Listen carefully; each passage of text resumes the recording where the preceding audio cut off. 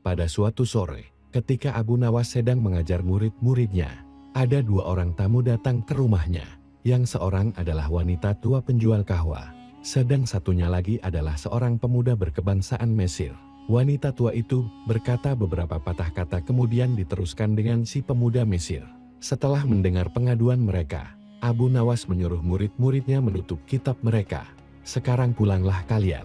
Ajak teman-teman kalian datang kepadaku pada malam hari ini sambil membawa cangkul, penggali, kapak dan martil serta batu. Murid-murid Abu Nawas merasa heran, namun mereka begitu patuh kepada Abu Nawas. Dan mereka merasa yakin gurunya selalu membuat kejutan dan berada di pihak yang benar. Pada malam harinya mereka datang ke rumah Abu Nawas dengan membawa peralatan yang diminta oleh Abu Nawas. Berkata Abu Nawas, "Hai kalian semua, pergilah malam hari ini untuk merusak rumah Tuan Kadi yang baru jadi." "Har, merusak rumah Tuan Kadi?" gumam semua muridnya keheranan. "Apa kalian jangan ragu, laksanakan saja perintah gurumu ini," kata Abu Nawas menghapus keraguan murid-muridnya. "Barang siapa yang mencegahmu, jangan kau pedulikan. Terus pecahkan saja rumah Tuan Kadi yang baru. Siapa yang bertanya, katakan saja aku yang menyuruh merusak. Barang siapa yang hendak melempar kalian, maka pukullah mereka dan lemparilah dengan batu." Habis berkata demikian, murid-murid Abu Nawas bergerak ke arah Tuan Kadi. Laksana demonstran, mereka berteriak-teriak menghancurkan rumah Tuan Kadi. Orang-orang kampung merasa heran melihat kelakukan mereka. Lebih-lebih, ketika tanpa basa-basi lagi mereka langsung merusak rumah Tua Kadi. Orang-orang kampung itu berusaha mencegah perbuatan mereka. Namun, karena jumlah murid-murid Abu Nawas terlalu banyak maka orang-orang kampung tak berani mencegah. Melihat banyak orang merusak rumahnya, Tuan Kadi segera keluar dan bertanya, "Siapa yang menyuruh kalian merusak rumahku?" Murid-murid itu menjawab, "Guru kami Tuan Abu Nawas yang menyuruh kami." Habis menjawab begitu mereka bukannya berhenti malah terus menghancurkan rumah Tuan Kadi hingga rumah itu roboh dan rata dengan tanah. Tuan Kadi hanya bisa marah-marah karena tidak orang yang berani membelanya.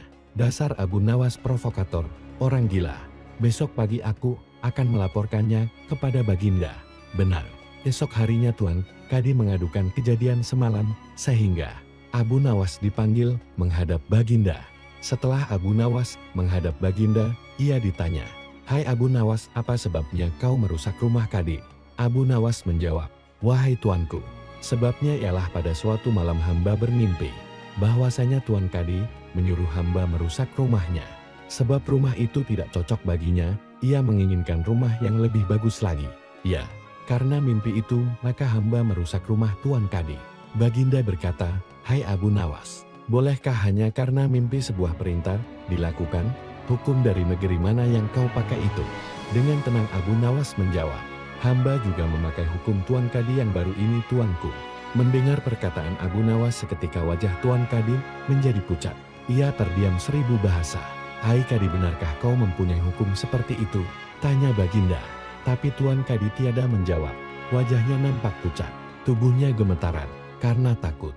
"Abu Nawas, jangan membuatku pusing. Jelaskan kenapa ada peristiwa seperti ini," perintah Baginda. "Baiklah." Abu Nawas tetap tenang. "Baginda, beberapa hari yang lalu, ada seorang pemuda Mesir datang ke negeri Baghdad. Ini untuk berdagang sambil membawa harta yang banyak sekali. Pada suatu malam ia bermimpi kawin dengan anak Tuan Kadi dengan mahar sekian banyak." Ini hanya mimpi Baginda. Tetapi Tuan Kadi yang mendengar kabar itu langsung mendatangi si pemuda Mesir dan meminta mahar anaknya. Tentu saja pemuda Mesir itu tak mau membayar mahar hanya karena mimpi. Nah, disinilah terlihat arogansi Tuan Kadi.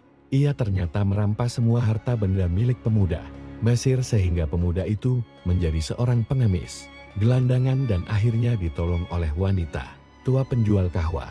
Baginda terkejut mendengar penuturan Abu Nawas, tapi masih belum percaya 100%.